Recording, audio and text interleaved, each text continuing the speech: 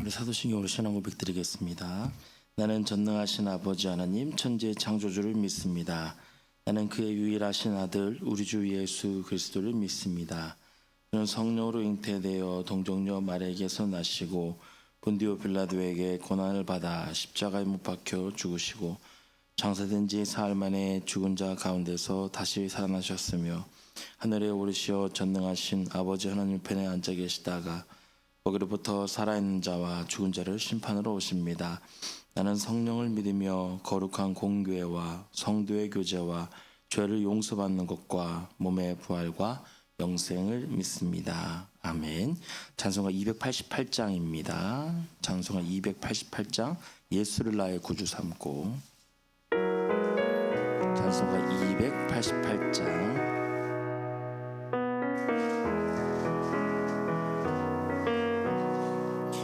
예수를 나의 구주 삼고 성령과 피로써 거듭나니 이 세상에서 내 영혼이 하늘의 영광 누리로다.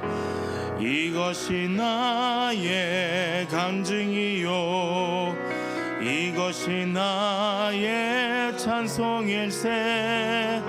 나 사는 동안 끊임없이 구주를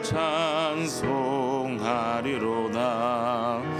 온전히 주께 맡긴 내 영 사랑의 음성을 듣는 중에 천사들 왕래하는 것과 하늘의 영광 보리로다. 이것이 나의 간증이요 이것이 나의 찬송일세. 나 사는 동안 끊임없이 구주를 찬송하리로다. 주 안에 기쁨 누림으로 마음의 풍랑이 잔잔하니 세상과 나는 간 곳 없고 구속한 주만 보이도다. 이것이 나의 간증이요 이것이 나의 찬송일세. 나 사는 동안 끊임없이 구주를 찬송하리로다.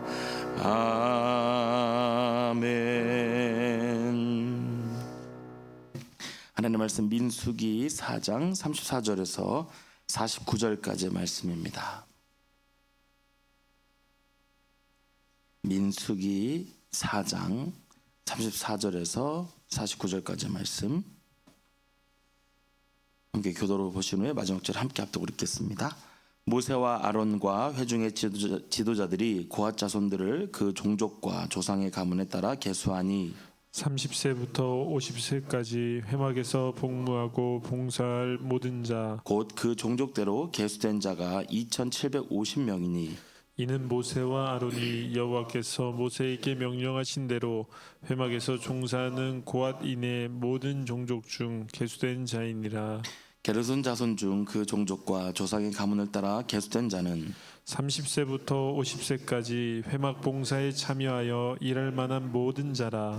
그 종족과 조상의 가문을 따라 계수된 자는 2630명이니 이는 모세와 아론이 여호와의 명령대로 회막에서 종사하는 게르손 자손의 모든 종족 중 계수된 자니라. 무라리 자손의 종족 중 그 종족과 조상의 가문을 따라 계수된 자는 30세부터 50세까지 회막에서 복무하고 봉사할 모든 자라. 그 종족을 따라 계수된 자는 3200명이니 이는 모세와 아론이 여호와께서 모세에게 명령하신 대로 무라리 자손들의 종족 중 계수된 자니라. 모세와 아론과 이스라엘 지휘관들이 레위인을 그 종족과 조상의 가문에 따라 다 계수하니 30세부터 50세까지 회막 봉사와 매는 일에 참여하여 일할 만한 모든 자 곧 그 계수된 자는 8,580명이라 함께 읽겠습니다.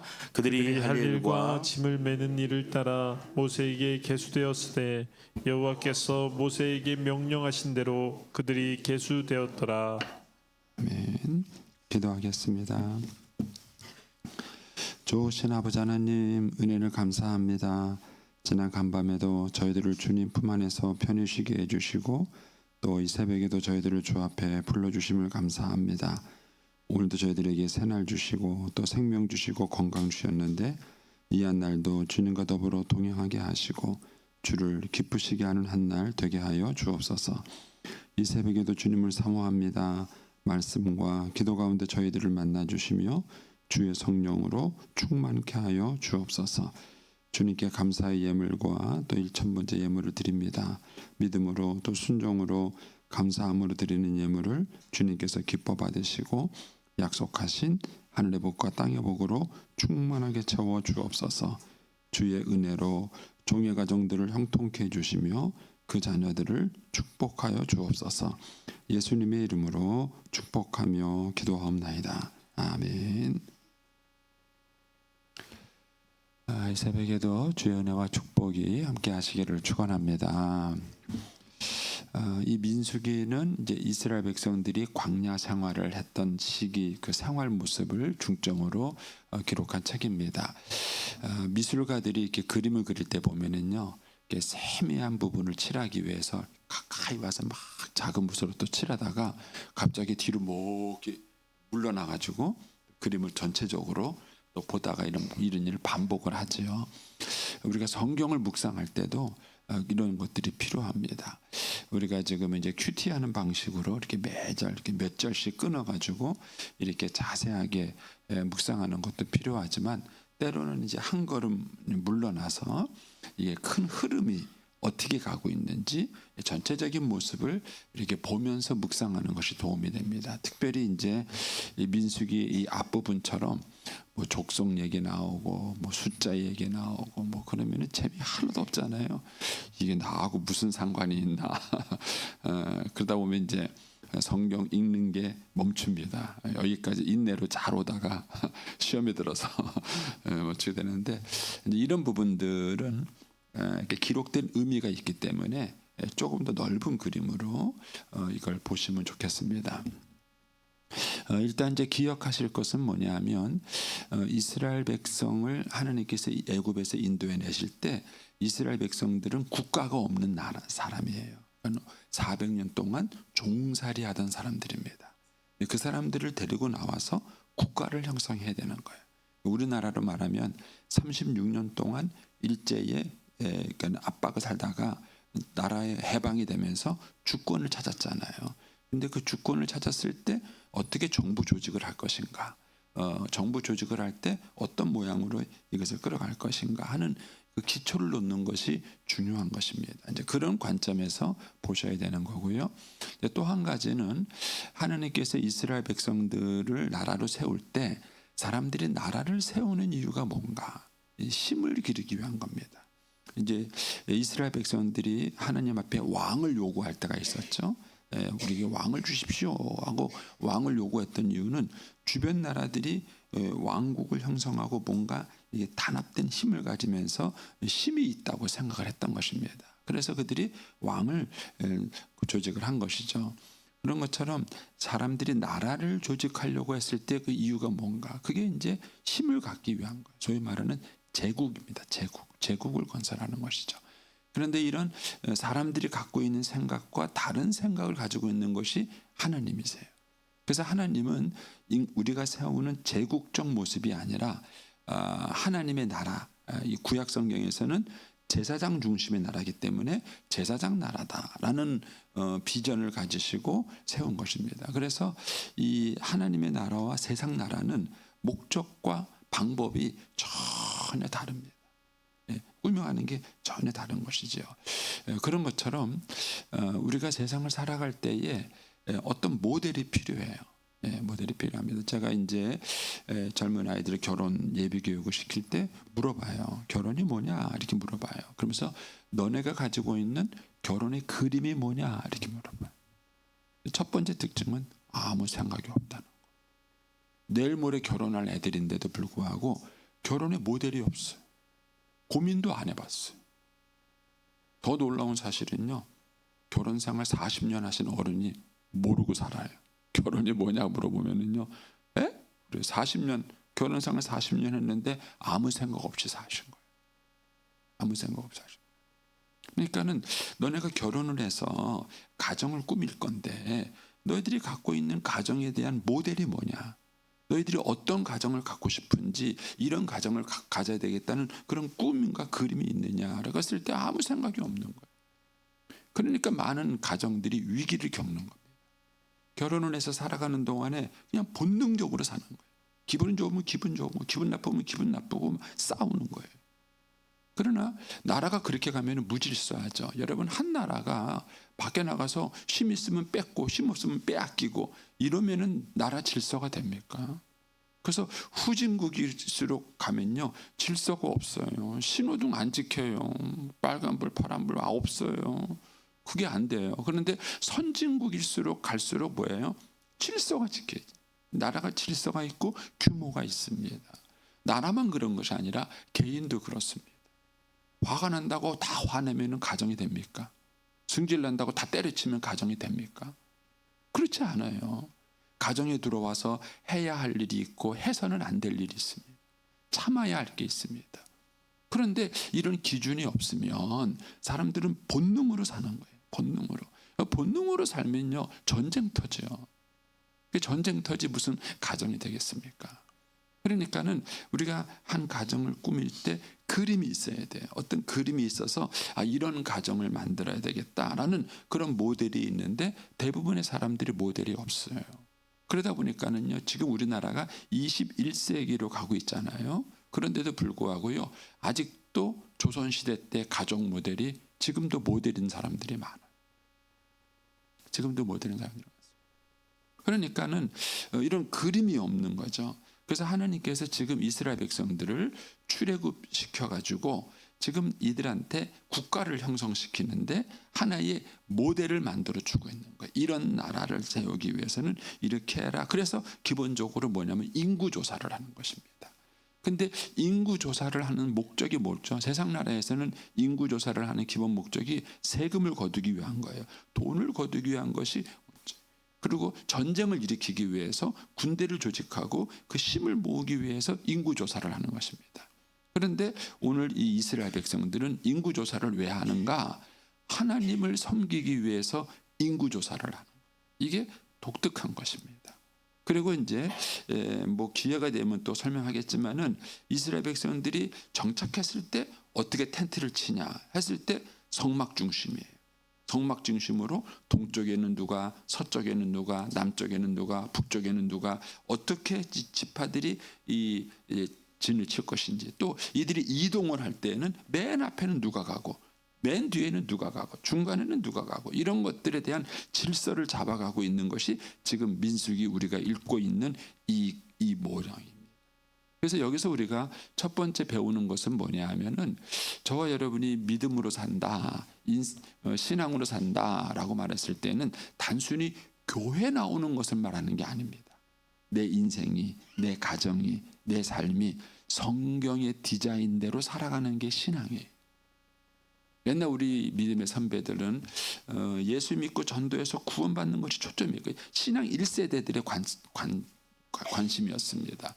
그래서 저희 믿음의 1세대들은요, 신앙생활이 다 교회 안에만 머물렀어요.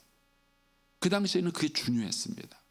신앙이 1세대들한테는 그게 중요했어요. 근데 지금은 이제 기독교가 120년이 넘었고요. 우리 한국 기독교가 120년 넘었고, 이제는 1위 종교예요. 불교 인구보다도 기독교 인구가 더 많습니다. 그런데도 불구하고 아직도 우리가 갖고 있는 신앙의 개념은 신앙생활하면은 교회 안에서만 이루어지는 걸로 생각을 하는 거예요. 그러니까 많은 문제가 생기는 거예요. 근데 신앙생활은 기본적으로 교회 중심으로 움직이지만 교회에서만 하는 게 신앙생활이 아니에요. 그러니까 이스라엘 백성들이 성막 중심이지만 성막에서만 신앙생활하는 게 아니에요. 그래서 저와 여러분이 교회 중심이면서도 신앙생활을 한다라고 말했을 때 하나님의 모델을 가지고 가정생활도 하고 직장생활도 하고 사회생활을 하는 거예요. 이것이 신앙생활의 모습인 것입니다. 그래서 저와 여러분에게 그림이 필요해요. 그런데 이 앞에 우리가 어제까지 묵상한 4장 33절까지는 하나님께서 제사장 나라를 건설하기 위해서 이스라엘 그 레위 지파의 역할을 그림을 그려준 거예요. 어느 지파는 무슨 일을 하고 어떤 일을 하고 또 어디에 텐트 치고 이 그림을 그려준 겁니다. 그리고 오늘 34절에 이렇게 시작하는 겁니다. 34절 한번 보십시오. 거기 보면 모세와 아론과 회중의 지도자들, 이 사람들이 누굽니까? 이스라엘 백성들의 리더예요. 나라를 이끌어갈 핵심 리더들이에요. 그런데 이 리더들이 뭐 했냐? 계수했다, 이 말이 나와요. 이 계수했다는 게 뭡니까? 37절로 가면은 이런 부연 설명이 있죠. 이는 모세와 아론이 여호와께서 모세에게 명령하신 대로, 이렇게 나와요. 모세에게 명령하신. 그러니까 이 이스라엘 나라의 지도자들이 하나님의 계획을 들었고 그 다음에 그 하나님의 계획대로 계수했다는 얘기는 순종했다는 거예요. 여러분, 이것이 지도자들에게 있어서 정말 중요한 거예요. 오늘 한국 교회의 위기는 뭐냐 하면은요, 교회의 안수 집사님, 장로님, 권사님, 이 소위 말하는 교회를 섬기고 있는 핵심 인력들이요, 하나님의 디자인을 모르세요. 그래서 그런 얘기가 있습니다. 장로님들 중에서 사업가들이 많으면은 담임 목사는 뭐가 되냐면 사장이 된대요, 사장. 그런데 이 장로님들 중에서 선생님 출신이 많으면은요, 담임 목사는 교장이 된대요. 무슨 얘기인지 이해가 되세요? 여러분, 세상을 섬기는 방식으로 교회를 섬기시면 안 돼요. 교회는 교회 방식으로 섬기셔야 되는 거예요. 그러니까는 하나님이 원하시는 교회가 뭐고 어떤 게 신앙생활인가를 여러분들이 고민하셔야 되는 거예요. 그런데 이런 성숙한 고민을 못한 거예요. 내가 세상에서 배운 방식, 내가 세상에서 배웠던 경험, 이걸 가지고 그대로 교회에다가 적용을 시키는 거예요. 그러면 회사에서 배웠으면 교회는 기업이 되는 거예요. 학교에서 배웠으면 교회는 학교가 되는 거예요. 교회는 학교가 아니에요. 교회는 기업이 아니에요. 교회는 교회여야 돼요. 교회는 교회가 되려고 한다 그러면 이 지도자들이 하나님의 음성을 들을 줄 알아야 돼요.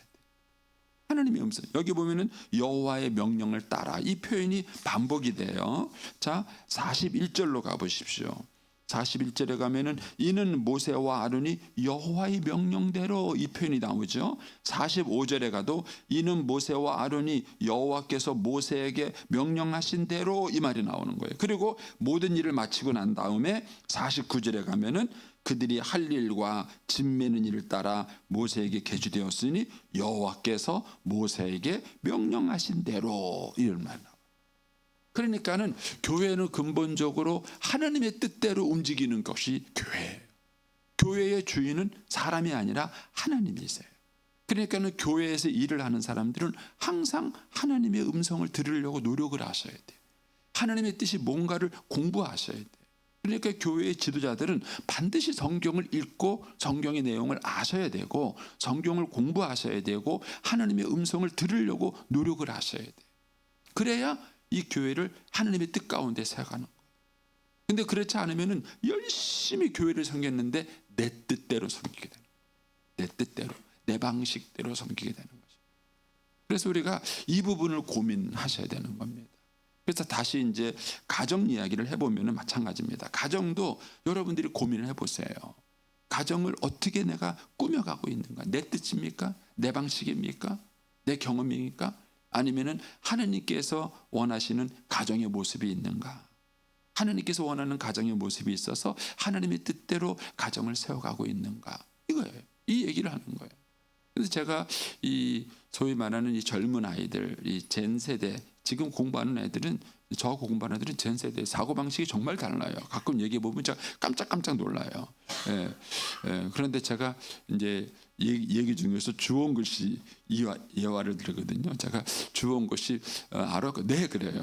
한참 얘기해 보면 저는요 소설 주온 글씨를 얘기하고요. 얘네들은 드라마 주온 글씨를 말하고 있어요. 이게 하여튼 세대 차이가 얼마나 나는지 모릅니다. 하여튼 아이들하고 얘기하다 보면 재밌는데, 그런데도 불구하고 이 아이들에게 성경의 그림을 가르쳐 주면요 재미있게도 아이들이 배우고 받아들여요.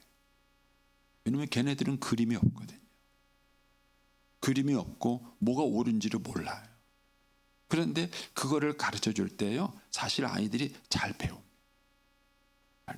그래서 이런 면에서 우리가 가정의 지도자든 교회의 지도자든 한 걸음 더 나가서 우리 사회의 지도자가 됐을 때 그 사람들이 갖고 있는 그런 모델이 뭔가, 그림이 뭔가, 어떤 설계도를 가지고 있는가를 고민해 보셔야 돼요. 그리고 그 설계도대로 하는 것, 그 특별히 하나님의 설계대로 하는 것, 그것이 신앙인 거예요.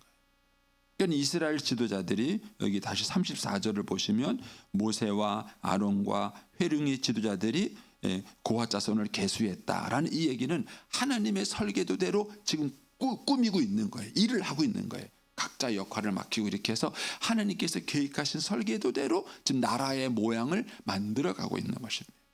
이런 노력들이 우리의 가정에서, 교회에서, 사회에서 이렇게 일어나야 그것이 진정으로 우리가 신앙생활하는 것이고 세상을 복음화시키는 것이고 바꾸는 일이다라는 것을 우리가 여기서 묵상을 하시면 좋겠습니다. 이제 그 다음에 이제 35절에 가시면 이제 이 카운트다운을 하는데 일반인들을 계수할 때는 20세 이상으로 계수했죠. 일반인들은 20세 이상으로 계수를 했고 레위인의 인구를 파악할 때는 태어난 지 한 달 된 아이를 계수했습니다. 근데 여기서는 성막에서 봉사할 사람들을 지금 계수하고 있기 때문에 30세부터 50세까지로 이렇게 그 계수를 하고 있습니다. 이 30세부터 50세가 의미하고 있는 게 뭔가 성경 자체에서는 자세한 얘기가 나오고 있지 않아요. 그런데 이제 유대인 랍비들이 오랫동안 율법을 연구하면서 쓴 책들이라든가 이런 데서 보면은 이제 여러 가지 이제 얘기하기가 있는데 이제 가장 일관된 얘기가 뭐냐면은 첫 번째는 이 30세부터 50세가 힘이 있어야 돼. 힘이 있어야 돼. 이병건 목사님이 그 성막 갔다 와서 얘기를 하셨는데 우리도 뭐 기회가 되면 저도 한번 여러분 모시고 갈 거예요. 그 우리나라에 두 군데가 있어요. 근데 그 중에 한 군데가 이제 평택에 있는 건데 실제 성막 모양대로 만들었어요. 실제 성막 모양대로 만들었고 그 안에 있는 해달의 가죽이나 이런 것은 실제로 해달의 가죽이에요. 그거를 수입해 오는 동안에 하여튼 에피소드가 많았고 특히 휘장이 있는데 그 휘장이 이제 그 교회 성도들이 모여가지고 그 성막 만드는 방법으로 휘장을 짰다 그래요. 근데 가서 보면요 엄청 무거워. 그래서 이제 실제 이제 그 실물을 가서 보시면은 야 이거를 들고 날랐어? 이런 생각이 들어요. 이걸 어떻게 들고 날랐어? 이런 생각이 들 만큼 규모가 커서 일단 힘이 있어야 돼. 그래서 이 30세부터 50세는 힘쓸 수 있는 나이입니다. 힘쓸 수 있는 나이. 여기서 이제 우리가 뭘 배우냐면요. 일을 시작할 나이와 은퇴할 때가 있다는 거예요. 우리가 하나님의 일을 할 때 이 부분을 잘 구분하셔야 돼. 제가 이제 저희 그 형님, 제 바로 위에 형님이 장로교 목사님이신데 우리는 지방이라 그러고 거기 노회라 그러거든요. 근데 거기 노회에 갔는데 논란이 된 거예요. 뭐가 논란이 되냐면은 그 장로님 한 분이 80세신데 은퇴를 안 하시는 거야. 그래서 이분의 논리가 뭐냐면은 모세도 80세에 부름 받았어. 그러시는 거예요. 그래가지고 막 그 노래가 막 시끄럽더라고 막. 근데 어쨌든 재미있는 걸 경험했는데 어쨌든 이제 성경에서는 분명한 건 뭐냐면 시작할 나이와 은퇴할 때가 있다는 거예요. 이거를 우리가 잘 구분할 줄 아는 게 지혜롭고 아름답습니다. 어떤 일이든지 이 30세와 50세가 있는 것처럼 시작할 때가 있고 은퇴할 때가 있는 거예요. 왜냐하면 이제 일단은 하나님께서 그 일의 성격에 따라서 이거를 구분하신 겁니다. 전쟁터에 나가는 사람은 20세부터지만 성막에서 일하는 사람은 30세부터. 왜 30세부터인가라고 말을 했을 때 가장 일반적인 해석은 뭐냐면은 성막은 하나님의 성물을 만지는 거예요. 잘못 만지면 죽습니다. 죽어요. 그래서 좀 성숙한 뭔가 좀 판단력 있고 성숙한 나이가 30세다 이렇게 이제 얘기를 해요. 그래서 이제 뭐 이런지 저런지는 정확하지는 않지만 어쨌든 이제 가장 일반적으로 보는 기준은 그렇습니다. 그런데 요 30세라는 기준이 이제 민수기 8장에 가면은 25세로 나와요. 그래서 아마 읽는 분들은 좀 헷갈릴 수 있습니다. 왜 25세부터가 나오지? 나중에 이제 역대하로 넘어가서 저쪽에 넘어가게 되면요 20세까지 줄어듭니다. 이게. 근데 왜 이런 변동이 생기는가라는데 이제는 큰 이유는 아니에요.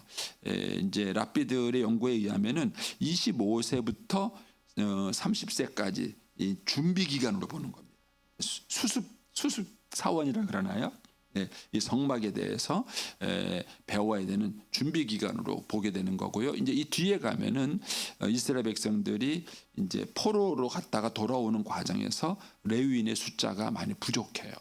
그러다 보니까는 이제 20세로 낮춰서 했다. 뭐 이런 얘기가 있습니다. 근데 중요한 것은 뭐냐면은 우리가 하나님의 일을 하는 데는 두 가지가 필요하다는 거예요. 이 30세부터 50세라는 이 말 속에는 첫 번째는 너무 젊으면은 성막 일은 좀 성숙함이 필요한데 실수하면 죽어요.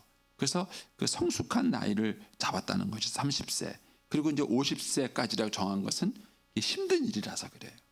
힘든 일이라서 움직이는데 힘이 필요했던 것입니다. 그래서 성숙함도 필요하고 힘도 필요한 게 30세부터 50세예요. 이걸 일반적으로 말한다면은 우리가 주의 일을 하기 위해서는요 인격과 재능이 필요합니다. 그는 두 가지가 성숙돼야 주의 일을 잘 감당할 수 있어요. 어떤 사람은요 일은 정말 잘하세요. 재능은 있어요. 그런데 일만 했다 그러면은 사고를 일으켜요. 다툼을 일으켜요. 인격이 성숙하지 않아서 그런 거예요. 그러니까 인격도 성숙하고 재능도 있어야 그 일을 원만하게 하는 것입니다. 그래서 우리가 하나님의 교회에서 섬기고 봉사하려고 한다면 이 두 가지를 다 갖추는 게 좋습니다. 인격과 능력이에요. 근데 저는 이제 고등학교 때 부름 받았잖아요. 인격도 없고 능력도 없는데 하나님이 부르셨어요. 지금은요. 제가 어떨까요? 지금 어떠세요? 여러분 보기에 대답이 없으시죠? 저도 이제 좀 있으면 이제 은퇴할 나이인데 지금쯤이면 제가 막 인격도 성숙하고 능력도 있어야 되는데 아직까지 그렇지 못해요. 제가 이제 목회를 하면서 보니까는요 평생 숙제더라고요. 그러니까 하나님이 부족한데 부르시는 거예요. 부족한데 부르셔 쓰시는 거예요. 그래서 평생 주의 일을 하기 위해서는 이게 필요하다는 사실을 알고 평생 훈련을 합니다. 평생 훈련을 합니다. 네, 우리가 이제 화요일 날 오늘 저녁이죠. 오늘 저녁에 우리 목사님들이 줌으로 공부하는 게 있어요. 그래서 AI 공부를 하고 있습니다. AI를 어떻게 목회에 접목할 것인가. 그래가지고 우리 목사님들이 이제 공부하는데 머리 빠져요. 얼마나 어려운지 이게 쉬울 듯 하면서 만만하지가 않습니다. 근데 어쨌든 지금도 배웁니다.